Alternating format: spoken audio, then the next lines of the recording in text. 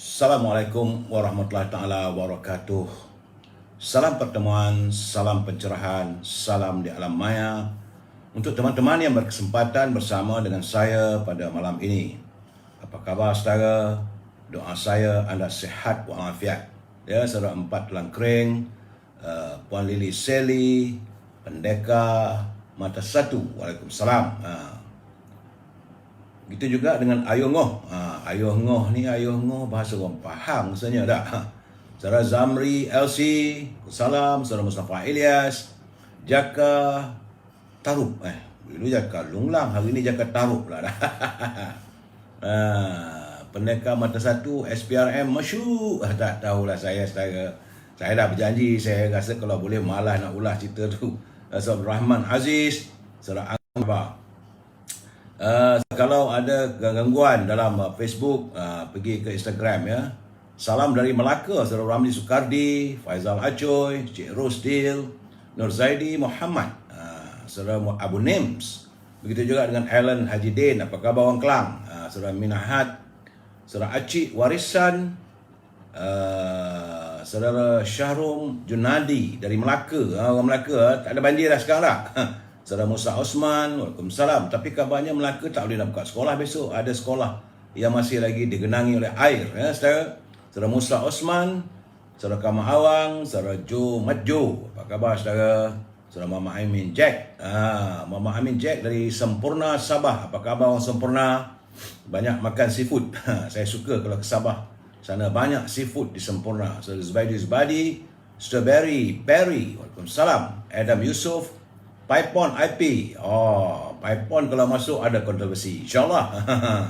Yang bahagia, Saudara Arif Said, Abu Nem, Tun Abdul Rahman, Tun Ismail, Saudara Ahmad Saiful Bakhtiar. Apa khabar saudara tukiran kitam? Rasanya sahabat saya ni tukiran ni daripada Johor. Mito BT.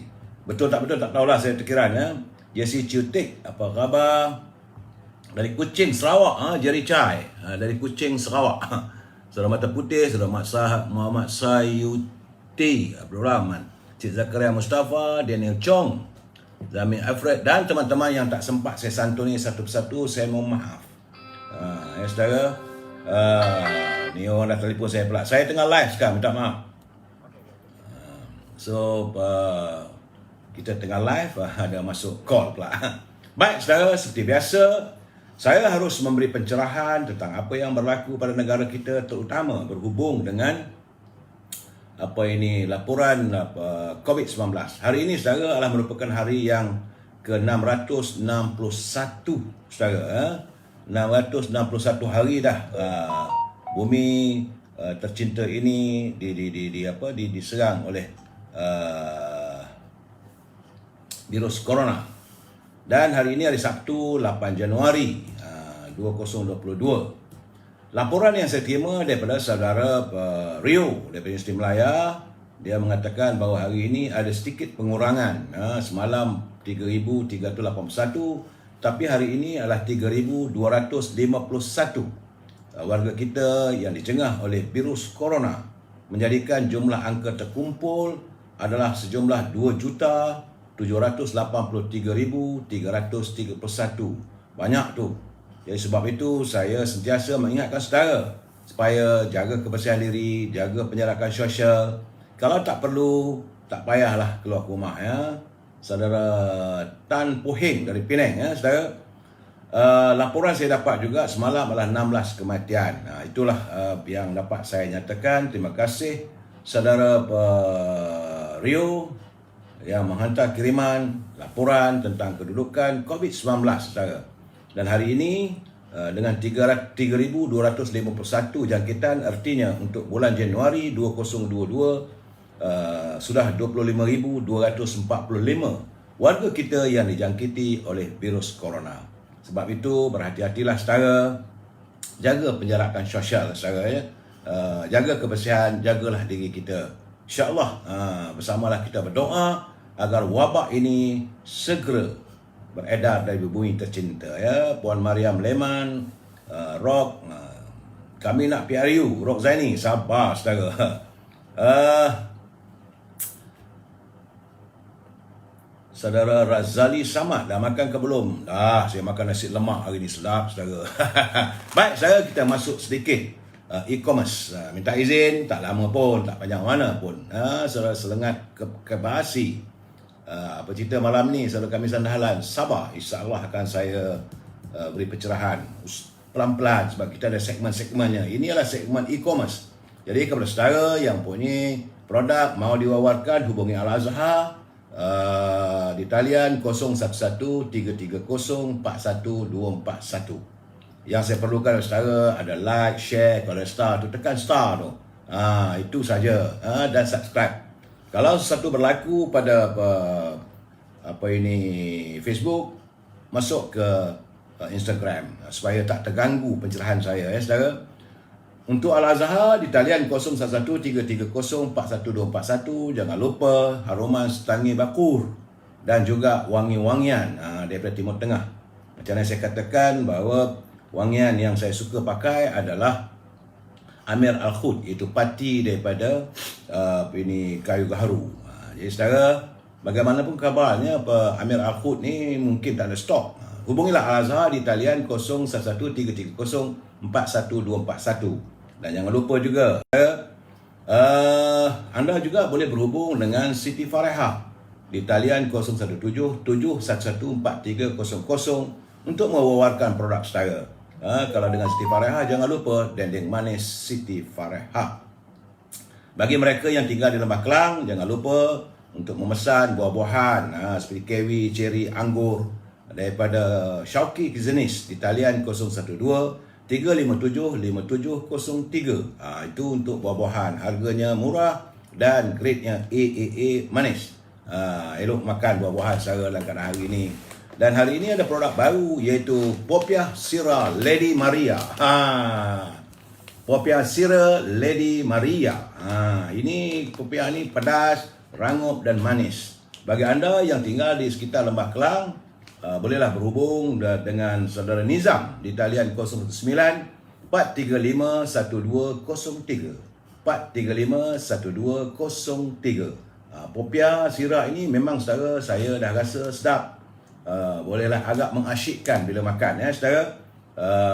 Rasanya manis-manis, pedas-pedas, rangup Jangan lupa dia ada dua package ni, satu yang ini dan satu ni yang ini. Harga saya tak boleh bagi tahu. Boleh hubungi Nizam 0943511203 untuk memesan popiah Lady Maria.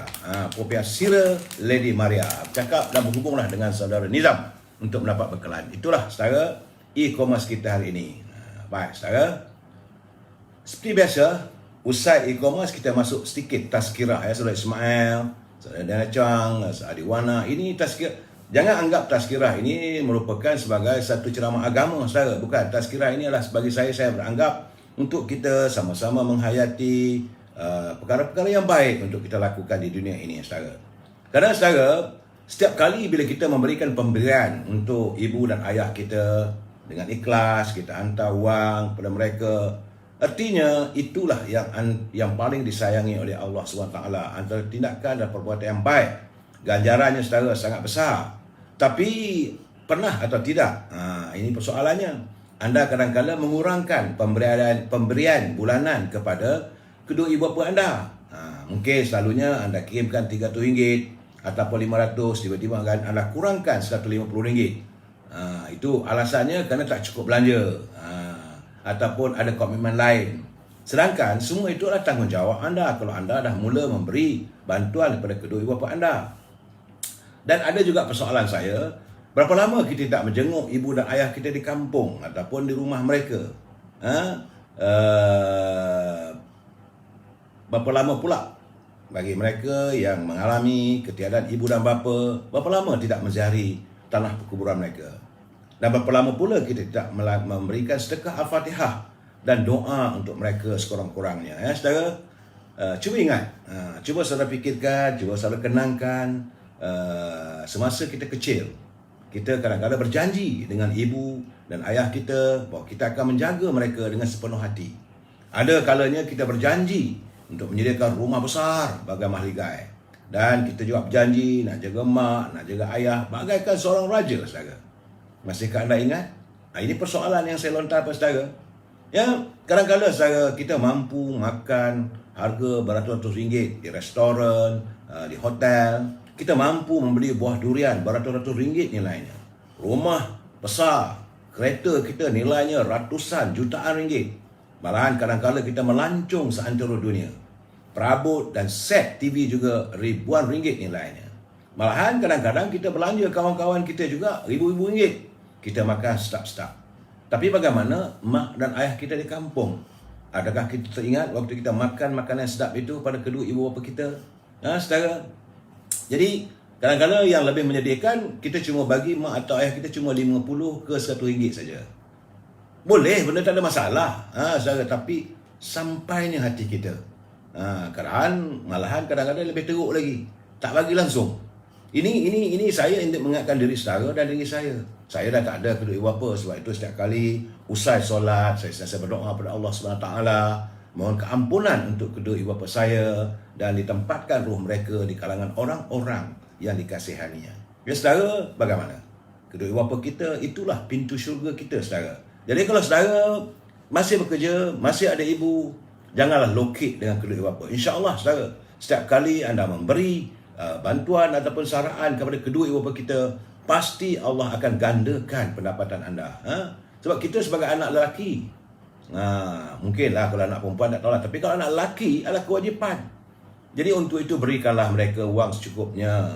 Walaupun kadang-kadang kita tak cukup wang itu, saudara, insya-Allah yakinlah bahawa Allah pasti akan membalas dengan gandaan. Saudara, itulah yang saya harap agar kita tidak menjadi anak si tenggang.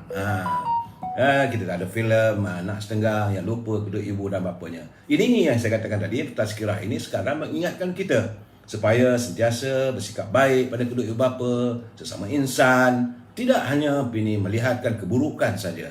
Saya mengharapkan agar teman-teman yang melayari Amir Hijaz Fans ini, pastikan anda menjadi seorang anak yang baik.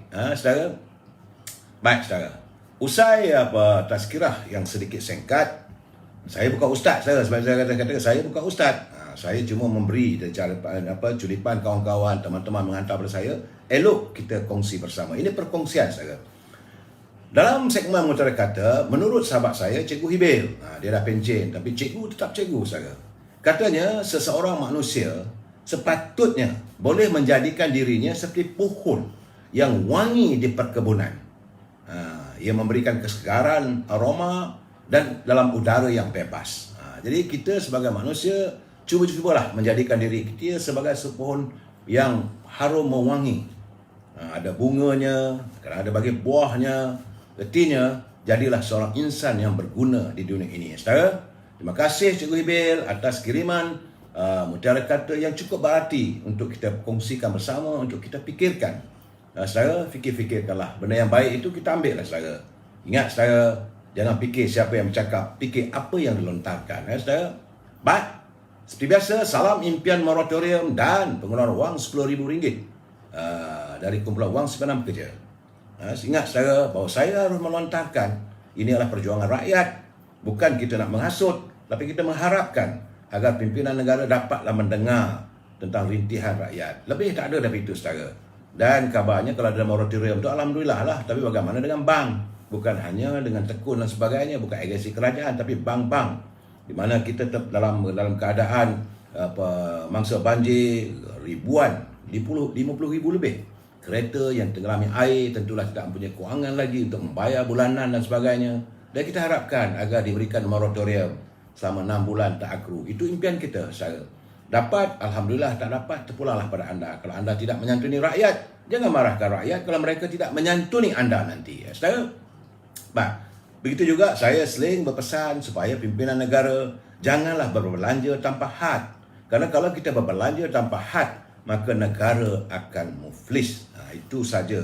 Saudara Dana Chong, saudara Awaluddin Aziz, saudara Thomas, begitu juga dengan saudara Norma Wan, Rock Zaini, Papa Zaini. Kami nak piaru Sabah. Baik, tajuk perbincangan kita malam ini adalah titian semakin goyah. Apa yang saya maksudkan dengan titian semakin goyah? Sabar dulu kita santuni apa kata pantun Pak Nazil. Pak Nazil yang menghasilkan begitu banyak buku-buku pantunnya. Boleh saudara layari di alam maya, search Nazil Hashim Muhammad dalam, sama ada dalam Google ke, boleh. Banyak buku-buku penghasilannya. Ya. Saya sendiri melihat buku itu di rumahnya waktu saya bertandang ke rumah Pak Nazil. Ya. Saya mengharapkan agar Pak Nazil terus sihat dan terus berkarya untuk kita kongsi bersama pemikiran orang-orang yang begitu berilmu. Ya. Kata Pak Nazil, pukul 8 pergi ke Lepau, duduk bertiga, memarut kelapa. Songsang harapan sudah melampau, kebajikan warga sengaja dilupa. Itu Pak Nazil kata, dia kata kadang-kadang ni harapan rakyat sudah disongsangkan, sudah sampai ke tahap melampau katanya. Bahawa kebajikan warga sengaja dilupa. Jadi Pak Nazil juga sentiasa, saya suka Pak Nazil sebab dia beritahu apa maksud lepau. Lepau itu adalah serambi di dapur. Jadi daripada rumah kita, rumah besar, lalunya sebelum ada dapur tu ada serambi. Itu dia panggil lepau. Pukul 8 pergi ke Lepau, duduk bertiga memarut kelapa. Songsang harapan sudah melampau, kebajikan warga sengaja dilupa. Katanya lagi, buah kedondong dijolok tak dapat, adik menunggu berasa terharu. Dahulu berbondong, katak melompat, kini meragu kolam yang baru. Dulu berbondong-bondong, melompat-lompat dalam katak dalam kolam yang baru. Tapi sekarang ni mula kita rasa ragu bila mereka berada dalam kolam yang baru itu. Bagus, tajam sindiran Pak Nazil pada mereka yang suka lompat-melompat. Sampai itu, semalam kita tak dapat, hari ini saya masih lagi dapat kiriman daripada pejuang anak muda, saudara Nordin Malik dari Perak Tengah. Saya juga mendapat kiriman bagaimana salah seorang pesertanya bernama Afifah Muhammad Effendi. Itu program iGrow yang diusahakan olehnya untuk mendidik anak-anak bangsa kita supaya terlibat dalam industri pertanian moden, dengan TVET-nya, dengan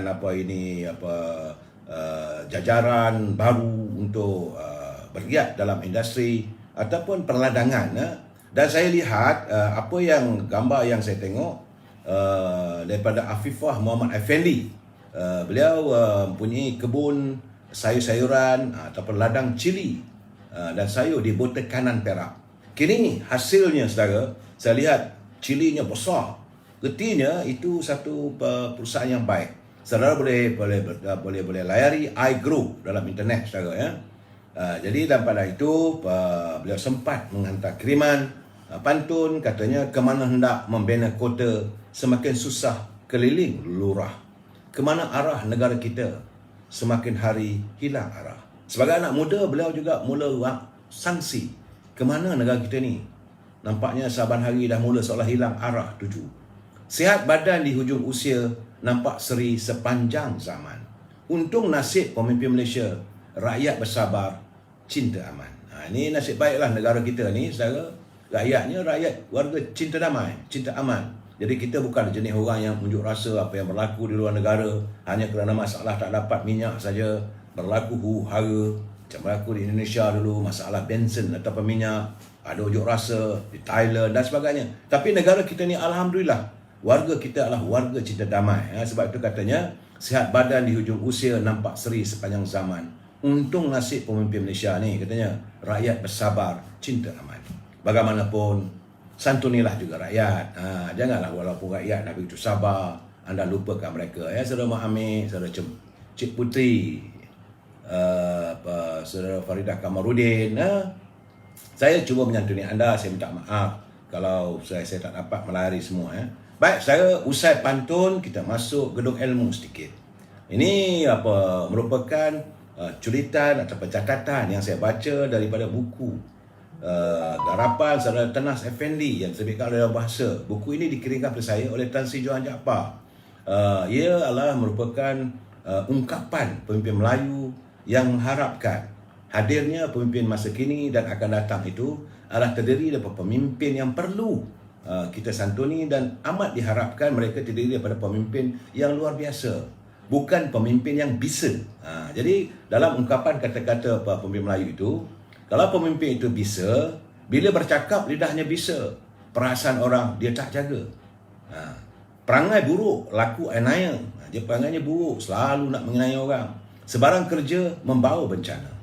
Bila memerintah dengan kuat kuasa tu dengan kuku besi dan sebagainya, negeri rosak, rakyat binasa. Dijadikan pemimpin membawa sengsara. Orang macam ni, kalau jadikan pemimpin, akhirnya negara sengsara saya. Dijadikan tua, rakyat terseksa. Dijadikan induk, ia memaksa. Kalau dah jadi ketua tu, mula nak paksa orang buat itu, buat ini. Semua main paksa. Negeri rosak, rakyat merana. Itu harapan pemimpin kita supaya kita menghindari. Pemimpin masa kini akan datang, janganlah jadi pemimpin yang bisa. Okey, kita sambung lagi malam esok, saudara. Usai gedung ilmu sedikit, kita saya sebelum memberi pencerahan, saya harus memberi peringatan. Ini saya sebenarnya tak mahu bagi, tapi peguam saya kata, buat, kena adakan supaya tidak nanti susah saya nanti katanya. Kalau orang buat bubuh macam-macam, jadi saya yang terinaya. Jadi bagi mereka yang menyunting semula live saya ini dan masuk ke dalam channel YouTube ataupun sebarang channel yang ada, maka semua ini adalah tanggungjawab anda atas setiap suntingan yang dilakukan. Begitu juga dengan setiap komen yang anda hantar. Saya tidak akan bertanggungjawab atas komen-komen ataupun suntingan yang anda lakukan, kerana saya tak mampu untuk memantau ke semua komen tulis ini. Segala-gala komen ini dan suntingan adalah hak dan tanggungjawab anda. Ingat saudara, ini adalah sekadar pencerahan. Matlamat saya tidak lebih daripada itu. Bukan nak buat duit. Saya tidak siapa menaja pun. Saya tidak pun minta bayaran. Saya memberi pencerahan ini supaya kita berkongsi maklumat agar warga kita adalah warga yang berinformasi. Ini adalah pencerahan politik, segmen politiknya saudara. Dan prinsip kita mesti bersetuju untuk tak bersetuju. Kalau apa yang saya nyatakan saudara tak bersetuju, tak ada masalah. Kalau saya bersetuju pun tak ada masalah, alhamdulillah. Kalau saudara ingin mengutarakan pandangan dan pendapat, sila kemukakan, insya-Allah.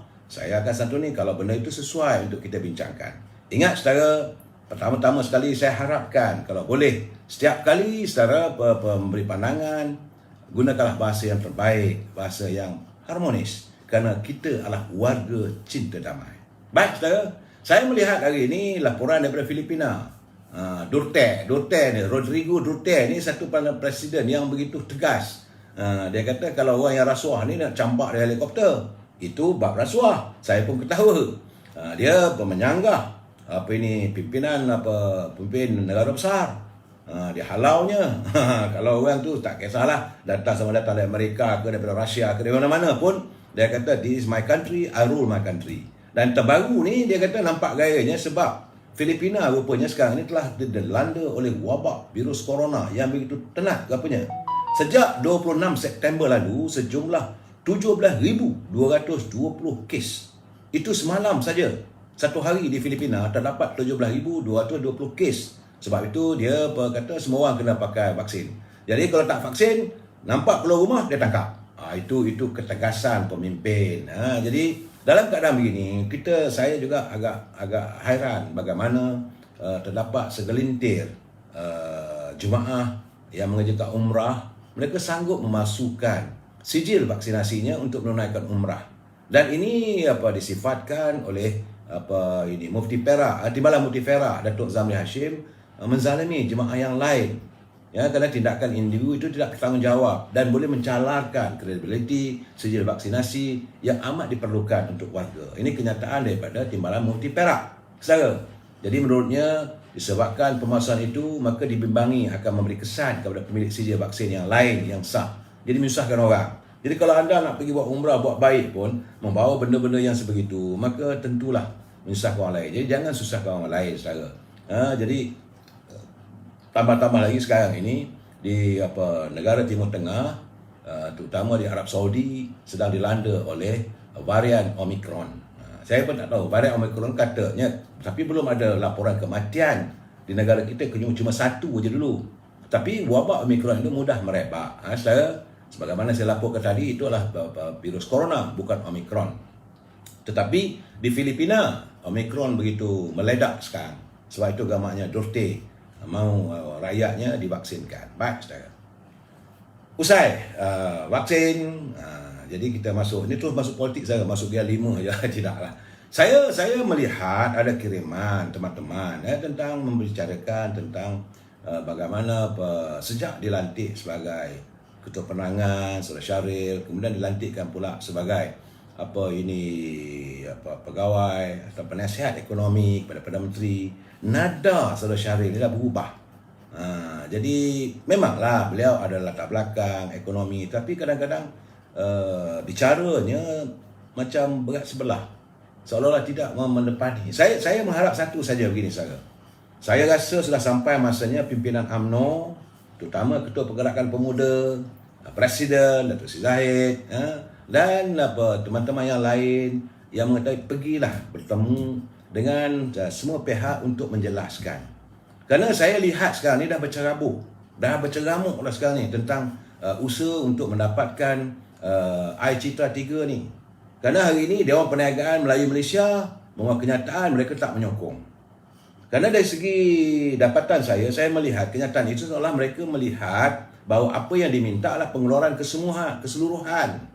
Jadi sebab itu ada kenyataan mengatakan kalau dikeluarkan wang itu tapi saya marah jugalah bila kata Bumi Putra yang tak ada duit sangat tu. Yang simpanan di bawah 10,000 kalau dikeluarkan maka mereka tidak punya simpanan. Ini yang saya katakan, kena diperjelaskan.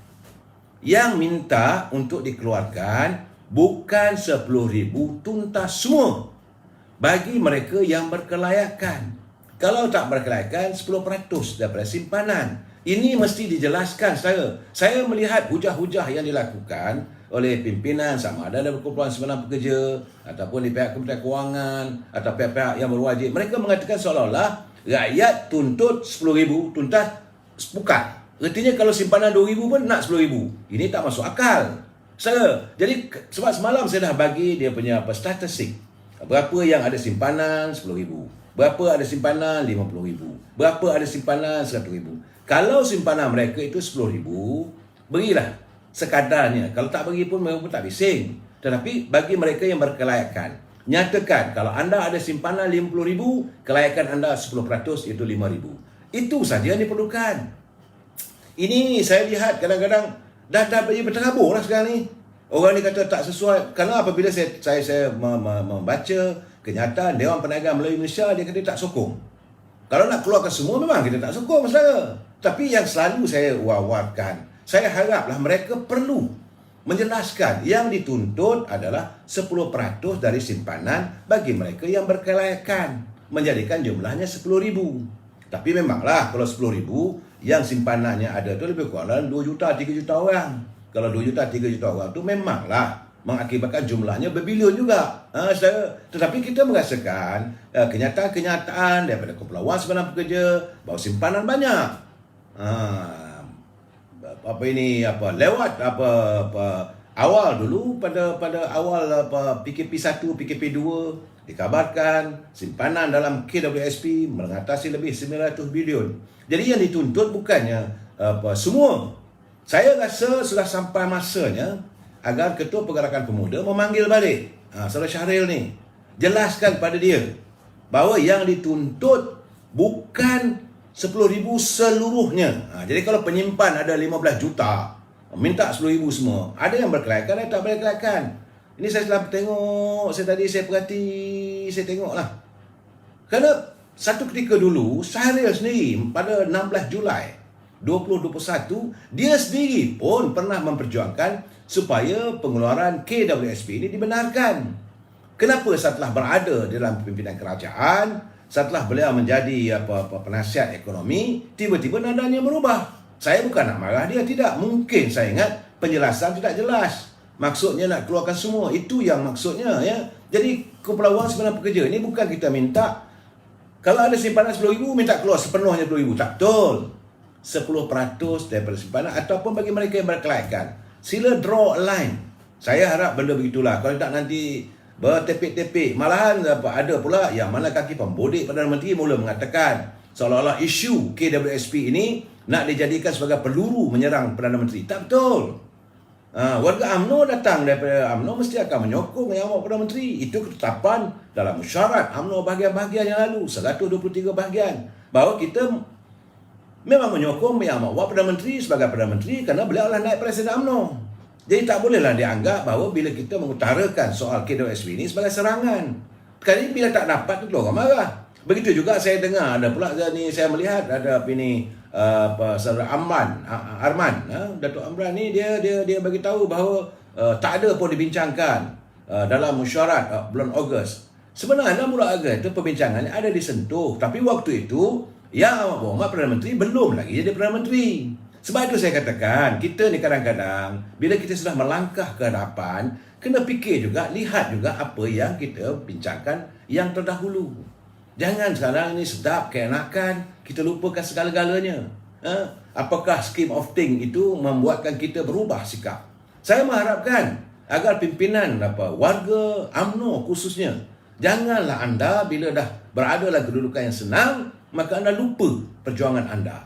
Jadi akhirnya rakyat dikecewakan.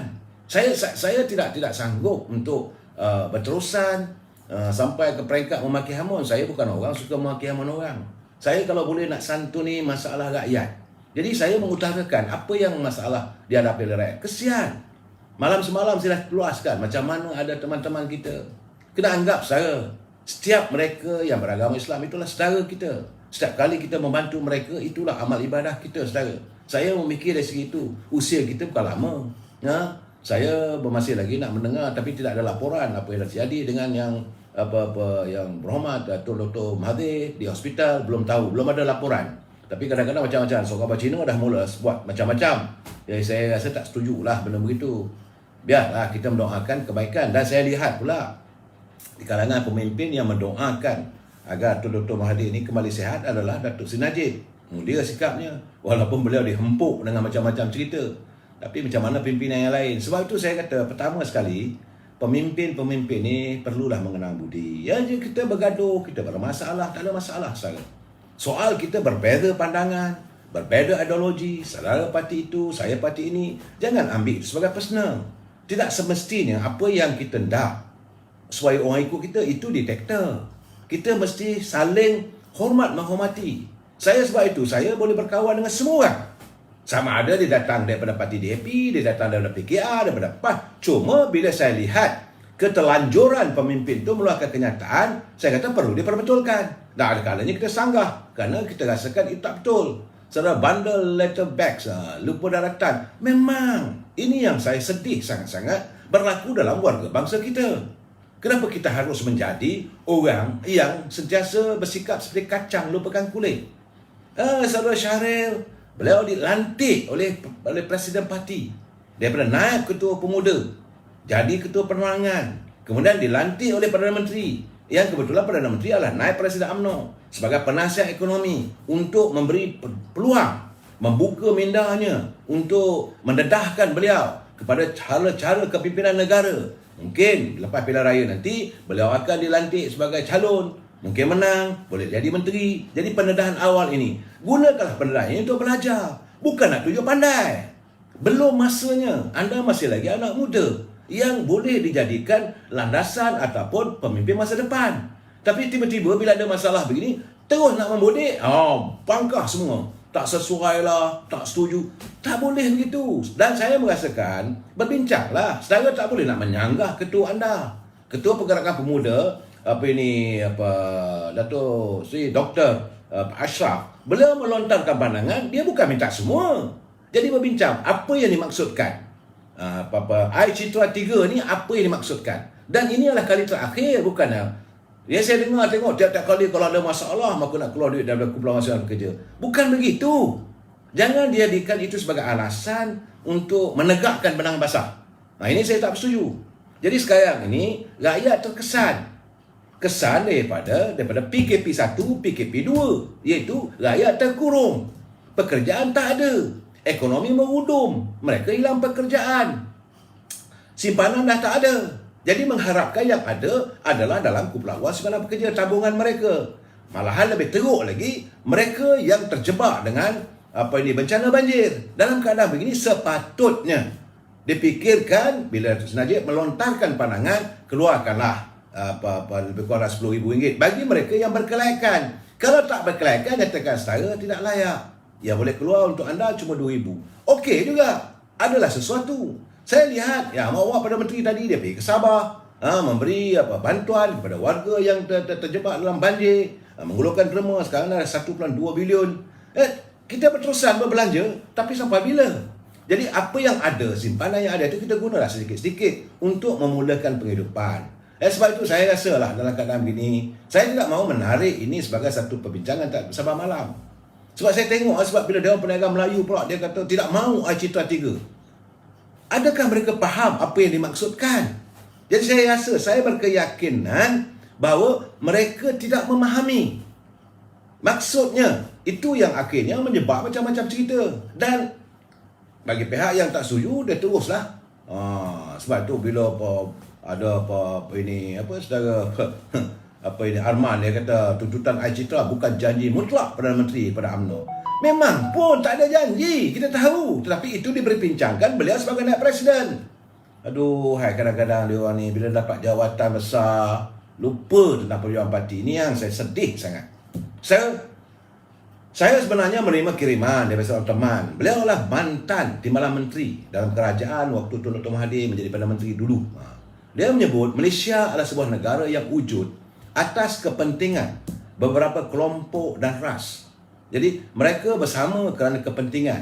Akan tetapi di sini selagi kepentingan itu wujud, jadi bila ada peluang untuk ke tempat baru yang lebih memberi peluang pulangan pada mereka, maka mereka akan pindah. Kerana itu slogan Unity in Diversity adalah sekadar retorik saja. Tak mungkin bila dah bersaing-saingan mereka boleh bersatu. Inilah keadaan sekarang ni. Bila ada peluang mereka dah keluar, dia akan bersatu. Itu pandangan beliau mantan Timbalan Menteri. Saya berjanji padanya saya akan siarkan namanya. Katanya selain dari kepentingan ekonomi, tak ada satu faktor lain yang boleh menyatukan beberapa bangsa negara ini. Jadi beliau melihat faktor utama yang boleh menyatukan bangsa negara kita ini adalah faktor ekonomi. Saya rasa ada logikanya. Sebab kalau semua orang susah nak bersatu macam mana?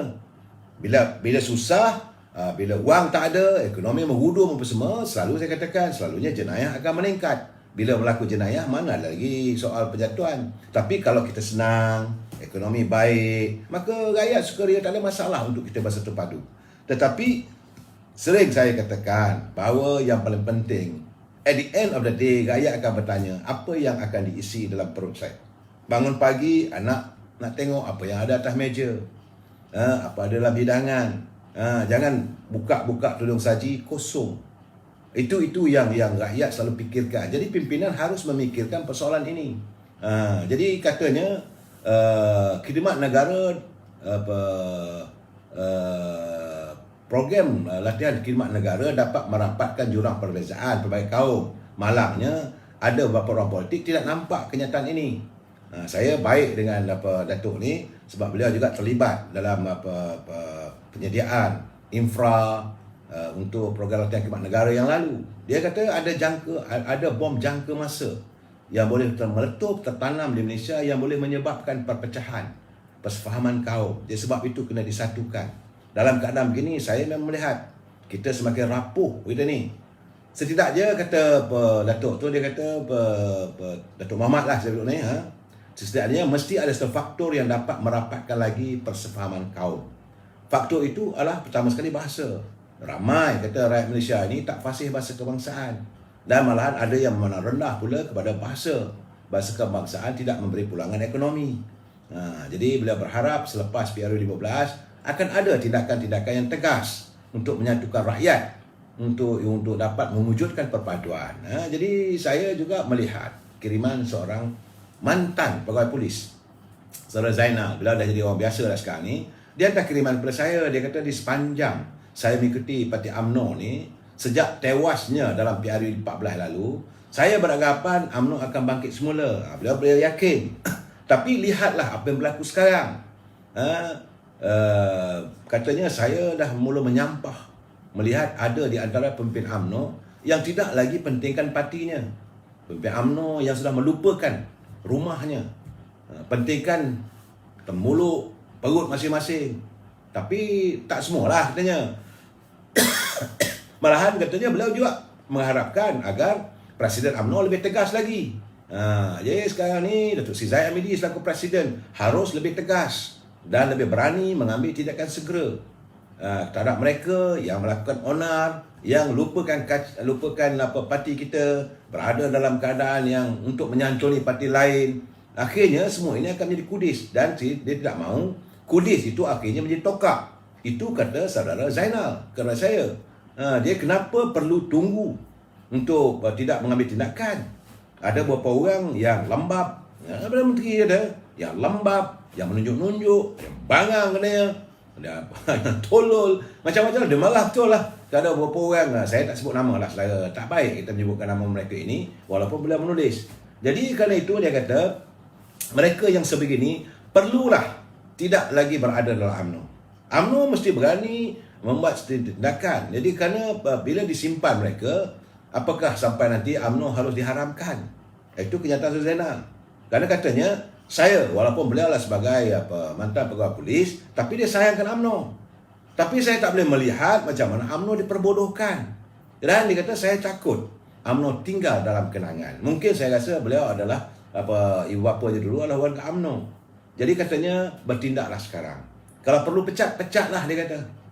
Supaya amanlah UMNO ni. Itu kenyataan saudara Zainal. Terima kasih atas kiriman saudara memperingatkan, dan saya menyampaikan supaya Datuk Seri Presiden dengar tu. Ini akan umbi. Sebab semua orang tahu Datuk Zahid ni sentiasa berlapang dada.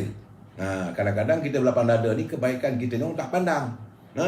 Kemudian saudara Bahar Zilan pula dalam ciapan di Twitternya dia mencatatkan, dia kata Setiausaha Agung, Ketua Penerangan dan Bendahari itu adalah perantikan Presiden.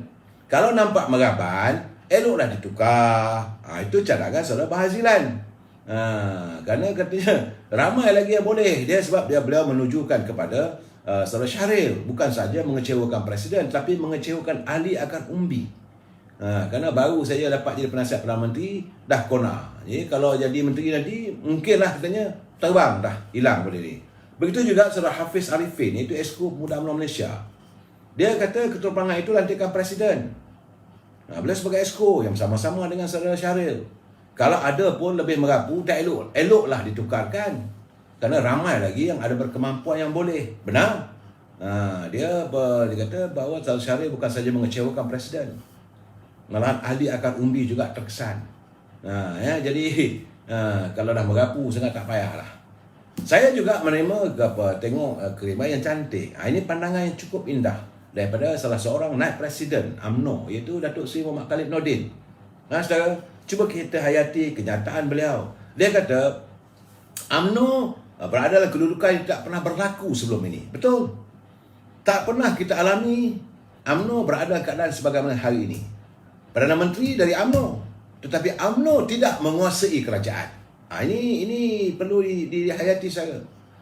Tak pernah berlaku. Selalunya kita menjadi Perdana Menteri, kita menguasai kerajaan. Ini tidak, kata saudara Datuk Seri Khalid Nordin. Jadi bila ada desakan untuk Perdana Menteri melakukan rombakan kabinet, kita harus bersimpati dengan beliau. Kerana siapa lagi yang boleh dilantik untuk menggantikan ahli jemaah menteri yang kita lihat gagal? Kerana Datuk Seri Ismail Sabri tidak mempunyai banyak pilihan dari kalangan ahli parlimen yang sedia ada. Semua dah tahu bahawa beliau mewarisi jemaah menteri yang bersama dengan beliau adalah dari Kerajaan Perikatan Nasional yang ditumbangkan. Hampir semua penyumbang Kerajaan Perikatan Nasional yang gagal itu masih berada dalam kerajaan hari ini. Jadi nak dibuang siapa? Nak diganti siapa? Tanyanya. Jadi semua ini amat tertakluk pada sokongan parti masing-masing. Kerana sebab ini adalah kerajaan ini adalah gabungan yang saya selalu katakan, kita dalam keadaan yang rapuh, kita ahli UMNO menguasai kerajaan bukan sebagai dominan, hanya sekadar menempel dengan 42 kursi. Jadi dalam keadaan begini macam mana? Bagaimana Perdana Menteri untuk melakukan perombakan kabinet mengikut acuannya? Ini satu benda yang perlu kita hayati juga. Tak boleh nak serah begitu saja. Jadi dalam keadaan begini, nak dibuang siapa? Nak ganti siapa? Kena ingat, masing-masing tertakluk pada sokongan parti masing-masing. Jadi tak bolehlah kita menyalahkan Perdana Menteri kerana kelemahan ketara kerajaan sekarang. Sekarang ni memang tidak dinafikan beberapa menteri memang tak boleh pakai dah. Tapi mereka mewakili parti mereka. Tapi jika kita berada dalam kedudukannya, mungkin kita juga akan agak sukar untuk melakukan apa yang sepatut dilakukan. Itu pandangan daripada Datuk Khalid Nordin. Perdana Menteri bukan tidak mengerti betapa keyakinan rakyat terhadap kerajaan semakin menurun sebegitu drastik. Jadi beliau begitu yakin bahawa sokongan rakyat pada kerajaan hari ini begitu menurun secara drastik. Tapi kedudukannya sangat bergantung pada parti-parti kecil dalam kerajaan hari ini. Dan ini pastinya menjadikan sangat sukar. Yang terpukul masalah sekarang ini ialah UMNO. Kerana setiap kelemahan kerajaan, UMNO lah yang akan menerima bukan sekadar tempias, tetapi the hurricanes of people's anger. Kemarahan rakyat itu menjadi ribut kepada UMNO. Ini yang saya selalu jelaskan. Bila kita menjadi kerajaan, kita berada dalam kerajaan, sebarang tindakan dilakukan oleh Perdana Menteri, malahan tindakan oleh menteri-menteri yang lain itu, maka ia akan terpalit dan UMNO lah yang akan terpukul. Jadi, tapi bagaimanapun, kata Dato' Seri Khalid Nordin, UMNO tidak boleh membiarkan Perdana Menteri keseorangan. Kerana beliau adalah wakil UMNO dan beliau sepatutnya menjadi suara UMNO. Kalau beliau gagal, maka UMNO lah yang dituduh gagal. Jadi perkara ini beliau amat mengharapkan, saya juga amat mengharapkan agar Yang Amat Perdana Menteri faham. Jadi kena letakkan kepentingan parti mengatasi kepentingan diri kita. Itu paling penting. Sebab itu kita sebagai warga UMNO, kata Dato' Seri Khalid Nordin, kita tak boleh membiarkan perkara ini berterusan. Kerana itu kita tak mahu juga kebencian rakyat. Kita tak mahu kebencian rakyat terhadap Pakatan Harapan dan Perikatan Nasional sebelum ini menjatuhkan kerajaan hari ini. Jadi parti UMNO mesti dan kita pasti sedang berusaha keras. Sebab itu saya yakin Yang Berhormat Presiden Parti sedang berusaha keras mencari upaya, mencari strategi untuk keluar dari kemelut ini. Jadi kemelut yang terbaik keluar dari kemelut ini cadangkan pada Perdana Menteri. Daripada Menteri pun kena ikutlah. Kita bubarkan Parlimen, kita buat pilihan raya. Sebab UMNO memang perlu amat sewajarnya melakukan islah kepimpinan. Kita perlu menyantuni soal pemuafakatan dalam parti kita dengan naratif politik yang saya melihat semakin kebejatan saudara. Dalam keadaan begini, banyaklah saya tengok kenyataan saudara Zamir Ibrahim lebih lantang lagi. Sebab dia kata Yang Amat Perdana Menteri tak ada keberanian. Sebab memang dia tahu bahawa Barisan Nasional bukan memegang kuasa mutlak dalam kerajaan. Tapi yang pentingnya katanya kepentingan penting adalah untuk mencari kemenangan mutlak. Sebab itu eloklah diadakan pilihan raya umum. Itu kenyataan saudara Zamir Ibrahim daripada Kedah. Kemudian ada pula kenyataan-kenyataan lain teman-teman kata bahawa sekarang ni memang tuntutan warga hari ini minta supaya Yang Amat Perdana Menteri menukar menteri-menteri yang gagal. Saya nak bagi tahu terus terang, bila Perdana Menteri mengatakan 90% performance menteri KPI-nya mencapai 90%, rakyat ketawakan. Sebenarnya rakyat melihat ramai pimpinan yang tidak melaksanakan tugas dan tanggungjawab sebagai menteri terlaksana sebagaimana yang diharapkan. Tambah-tambah lagi saya tahu bahawa dalam keadaan sekarang ini, bahawa dalam situasi ekonomi yang merosot, yang merudum, dan dengan COVID ini kena pula menteri buat kenyataan yang bukan-bukan. Jadi sebab itu kita merasakan terbaiknya adalah kita bubar saja. Sebab itu saya lihat sewaktu merasmikan pertemuan atau mesyuarat agung Makal Sakti, itu parti India yang friendly pada Barisan Nasional, Datuk Seri Najib berpesan. Dia kata kita sebagai parti politik datangnya dari rakyat dan kembali juga kepada rakyat. Itu pesan daripada mantan Presiden UMNO, mantan pengurusi Barisan Nasional, Datuk Seri Najib. Dia dah berkali-kali mengatakan dia bukan nak sangat nak orang kata dia nak balik pegang jawatan Presiden. Tak ada pun dia kata. Tapi beliau berpesan untuk kita warga UMNO, pemimpin UMNO, pemimpin Barisan Nasional menghayati kita sebagai parti politik datangnya daripada rakyat dan kembali juga kita kepada rakyat. Rakyat berikan kita amanah, tanggungjawab dan kepercayaan untuk memimpin. Rakyat meletakkan keyakinan pada kita kerana janji yang kita berikan dan kemampuan untuk menjayakannya. PRU 14 kata Seri Najib, perjalanannya ke hari ini walaupun pahit tetapi ia banyak memberi kesedaran kepada kita. Seharusnya kita sedar. Sebab itu dulu saya katakan bila kita kalah, kita bersatu padu. Bila dah ada punca sikit kuasa, mula kita lupa diri. Ini masalah sebenarnya. Banyak janji-janji manis yang ditabur oleh pelbagai pihak. Macam-macam ada kata Najib. Yang kemudian mereka sendiri kata mustahil untuk dilaksanakan. Itu ada beberapa parti belah sana. Akhirnya dikecam oleh rakyat. Dan rakyat sudah mula menyedari. Jadi agar kita kekal dan prinsip perjuangan kita, apa yang kita janji harus kita tepati. Apa yang kita boleh bantu harus dibantu sebaik-baik. Bukan untuk menjadikan populis. Kita janji nak membantu rakyat. Itu memang janji kita. Dan kita harus laksanakan. Jadi sebab itu Datuk Seri Najib mengharapkan kita semua kekal bersama dalam perjuangan untuk pembangunan Malaysia. Saya lihat apa yang dilontarkan oleh Datuk Seri Najib ini sejajar dengan hari ini apabila Parti Bangsa Malaysia telah pun diwujudkan, disahkan, ada dia punya mesyuarat agungnya, ada pembentukannya dan sekarang ini dipimpin oleh presidennya Larry Seng. Beliau juga adalah seorang ahli parlimen. Saya melihat, ini saya nak cakap terus terang, ini segi politiknya, Parti Bangsa Malaysia ini memang banyak orang mengatakan ia adalah cetusan idea supaya dipimpin oleh Azmin Ali dan Zuraidah. Tapi hari ini Azmin Ali dan Zuraidah masih belum masuk dalam gelanggang. Sebab kerana beliau menjadi menteri dalam kabinet hari ini, beliau mewakili Parti Bersatu. Tetapi walaupun Parti Bangsa Malaysia ini presidennya adalah Larry Seng, saya melihat dari jawatan kuasanya dan dia mendakwa bahawa dia ada lebih kurang dalam 70,000 orang dah menyertai parti tersebut. Ahli jawatan kuasa pimpinan parti tersebut adalah kumpulan-kumpulan yang terlibat dalam menjatuhkan kerajaan Pakatan Harapan dalam Sheraton Move. Dan saya kena ingat bahawa parti BM ini asalnya adalah parti buruh Sarawak. Kemudian ditukar nama kepada Parti Bangsa Malaysia. Daripada operasi di Sarawak dipindah ke Kuala Lumpur. Dan mereka sedang berusaha untuk mengembangkan sebagai parti berbilang kaum. Sebab itu kenyataannya hari ini mengatakan Parti Bangsa Malaysia akan berusaha untuk mendapat tempat untuk menyertai Barisan Nasional. Saya lihat itu move. Jadi jika ini berlaku, maka Azmin Ali, Zuraidah akan berubah terus masuk sini, membolehkan dia jadi kekal sebagai menteri kerana dalam Barisan Nasional. Selagi PBM ini, Parti Bangsa Malaysia ini belum diisytihar berada dalam gabungan mana-mana, maka dia tak boleh meletakkan jawatannya sebagai tak boleh dia keluar dari parti dia. Saya jangan lupa saudara, ini saya harap kita ni warga, ini adalah pencerahan politik supaya kita faham percaturannya.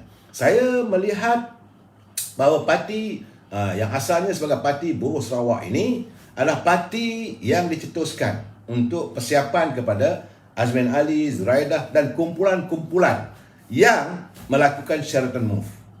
Dalam keadaan ini, kalau mereka tidak menyertai Barisan Nasional, apakah ada Sheraton Move kedua terhadap Yang Amat Perdana Menteri? Di sini, Yang Amat Perdana Menteri harus berhati-hati melihat. Sebab semua orang tahu cita-cita Azmin ke mana. Kerana saya tengok senarai ahli jawatan kuasa kepimpinan baru dalam PBM ni, sesi 2021-2023, timbalan presidennya adalah Haniza Muhammad Talha.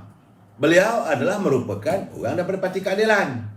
Kemudian timbalan presiden Wong Judat, naib presiden Stephen Chong, naib presiden 2 Siva Subramaniam daripada DAP dulu. Kemudian naib presiden Rahimah Majid. Kemudian Dr. naib presiden 2 Dr. A Satish Kumar. Saya nampak ada Saiful Bahari di situ, Dr. Daroyah, mantan Esko Kerajaan Negeri Selangor. Kemudian Nur Hizwan Ahmad. Kemudian sebagai Susah Agung, Ketua Perangan Zakaria Abdul Hamid. Ini semua adalah merupakan mereka yang dulu daripada Parti Keadilan. Dari Keadilan dia tukar masuk dalam PBM. Dan boleh melompat, dan hari ini mereka menyertai pula Parti Bangsa Malaysia dan mahu menjadikan Parti Bangsa Malaysia satu ketumbukan yang besar. Kerana dia melihat kalau dalam PBM rakyat pun dah mula tak ramai lagi dah. Sebab PBM pun saya lihat banyak orang marah saya. Bukan saya nak kutuk, tidak. Maknanya banyak dia punya cabang-cabang ataupun cawangan-cawangan, bahagian-bahagian yang diwujudkan banyak dibubar. Tapi mereka merasakan dengan wujudnya Parti Bangsa Malaysia ini, Azmin Ali bersama dengan Zuraidah akan menjadikan ini sebagai dia punya batera untuk menyertai Barisan Nasional.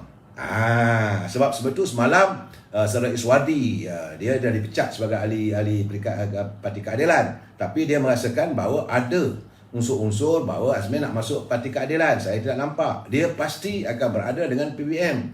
Sebab itu jangan lupa Azmin Ali pernah melontarkan kenyataan bahawa dia kata dia mempunyai sekitar 71 orang ahli parlimen. Dan kalau sesuatu dia tak menyenangkan dirinya, dia boleh tarik. Dia boleh tarik bila-bila masa sokongan terhadap Yang Amat Berhormat Perdana Menteri. Ini perlu dilihat saya kata sekarang ni bertambah kapuh.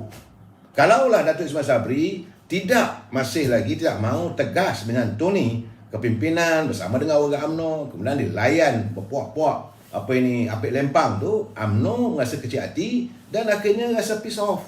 Kalau UMNO tarik sokongan pun terterap, kalau Azmin Ali tarik sokongan pun terterap, ke mana tempat beliau nak mengadu. Betul, beliau telah pun kata menjalinkan satu ikatan atau persefahaman, Memorandum of Understanding dengan Parti Keadilan bersama dengan DAP dan Amanah. Tapi itu tidak cukup kuat kalau tidak ada sokongan daripada warga UMNO. Ini perlu diingat. Jadi jangan nanti yang Amat Berhormat keseorangan nanti. Sebab saya melihat pembentukan Parti Bangsa Malaysia ini adalah satu agenda baru. Sebab itu saya nampak ada satu laporan polis dah dibuat. Ada orang mengatakan bahawa ini adalah untuk melakukan reset politik 2030. Reset politik ini memang kita akan tentang habis-habisan lah. Sebab itu antara reset politik itu nak jadikan negara ini negara publik dan sebagainya. Tapi saya amat mengharapkan agar pengurusi Barisan Nasional juga harus berhati-hati. Kerana Jerry Sung dia mengatakan bahawa dia dalam waktu terdekat dia akan berhubung dengan pimpinan Barisan Nasional untuk membawa Parti Bangsa Malaysia ini menyertai gagasan Barisan Nasional sebagai parti berbilang kaum. Ini nak menggantikan Parti Gerakan, sebab Gerakan sudah pun berada dalam Perikatan Nasional. Saya rasa dalam keadaan begini tidak ada keperluan. UMNO dengan Barisan Nasionalnya dari dulu lagi, waktu kita merdeka, lepas merdeka kita menghadapi pilihan raya umum, UMNO perikatannya UMNO bersama dengan MIC dan MCA dan parti politik di Sabah Sarawak. Itu saja. Jadi tak perlu kita nak gopoh-gapah, nak menyantuni. Sebab jangan lupa, Gerakan juga asalnya dulu bukanlah parti asal waktu pembentukan Parti Perikatan. Cuma dibentuk waktu Barisan Nasional apabila Perikatan tumbang di Pulau Pinang. Ditumbangkan oleh Dr. Lim Chong Yu yang menubuhkan Parti Gerakan. Jadi untuk menjaga kebajikan rakyat Pulau Pinang, maka almarhum Tun Razak mewujudkan Parti Gerakan, dan Gerakan juga berada dalam Barisan Nasional. Jadi mereka dah keluar daripada Barisan Nasional, tak payahlah. Ya, tapi untuk menyantuni Parti Bangsa Malaysia ni harus berhati-hati. Saya melihat inilah taktik bahawa adanya gerakan seolah ala Sheraton 2. Mungkin ini berlaku. Tambah-tambah lagi sekarang ni, saya rasa dalam kedudukan politik yang sebegini, saya amat berkeyakinan bahawa besar kemungkinan selepas saja usai musim banjir ini, maka Johor akan mengadakan pilihan raya negerinya. Sebab dalam keadaan sekarang ni Johor memang bermasalah sekarang. Kerana di Johor Barisan Nasional dengan Bersatu dah tak sepakat. Semua orang tahu, kita semua tahu. Dalam kedudukan sekarang 50-50. Pakatan Harapan ada 50%. Jadi UMNO dengan Barisan Nasional Barisan Nasional dengan Bersatu 50%, 50-50. Dalam 50-50 ini pun kita tak bersatu. Jadi kesan daripada kembalinya keramatullah mantan Menteri Besar Dato' Ismail Sapian menjadikan sekarang ni dah bukan majoriti yang sahih, cuma ada satu kursi saja lagi. Dia sewajarnya lah. Kerana speaker pula datang daripada Parti Amanah. Dalam keadaan begini di Johor, eloklah Dato' Asni memikirkan dan pimpinan untuk memanggil satu pilihan raya negeri. Apa nak buat?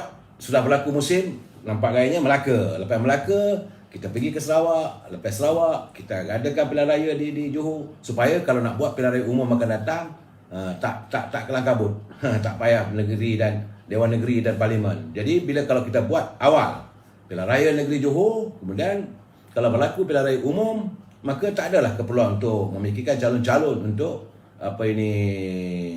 Dewan Negeri. Saya melihat bahawa Johor secara peribadinya, saya merasakan Johor akan terpaksa mengadakan pilihan raya umumnya untuk negeri, bukan parlimen, untuk negeri, kerana kedudukan yang begitu tenang. 50-50, 50-50. Tak boleh nak buat apa, tak ada majoriti. Ada majoriti pun satu. Tarik satu. Dan Johor juga walaupun secara ramai-ramai telah pun bersetuju untuk pengundi umur 18 tahun telah pun diluluskan.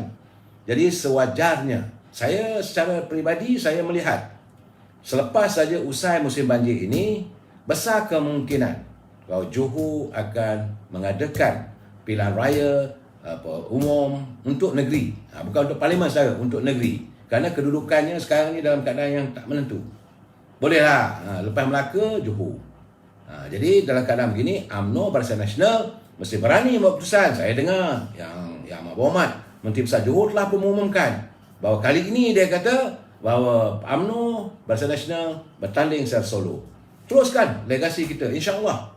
Kalau diperlukan kita mengadakan pilihan raya daripada negeri ke negeri, sebab lepas dari Johor ni jangan lupa besar kemungkinan di Perak pula. Lepas Perak, Kedah, dan kemudian kelangsungan untuk terus mengadakan pilihan raya parlimen. Sebab itu ini yang diharapkan. Saya harap agar kita semua berlapang dada melihat bahawa keadaan hari ini, saya lihat bahawa keadaan di Putrajaya semakin rapuh apabila MOVE sudah berlaku. Bila sahaja Parti Bangsa Malaysia ini diwujudkan, maka itulah sebab dah termaktub bahawa dengan keahlian seramai 70,000 orang. Ini kebanyakannya mereka lapisan ataupun garakannya adalah daripada orang-orang Azmin Ali. Bersedialah kita untuk melihat apakah mungkin ada syaratan MOVE 2. Kita sambung lagi malam esok. Wabillahi taufiq wal hidayah. Assalamualaikum warahmatullahi taala wabarakatuh. Selamat malam, selamat hujung minggu.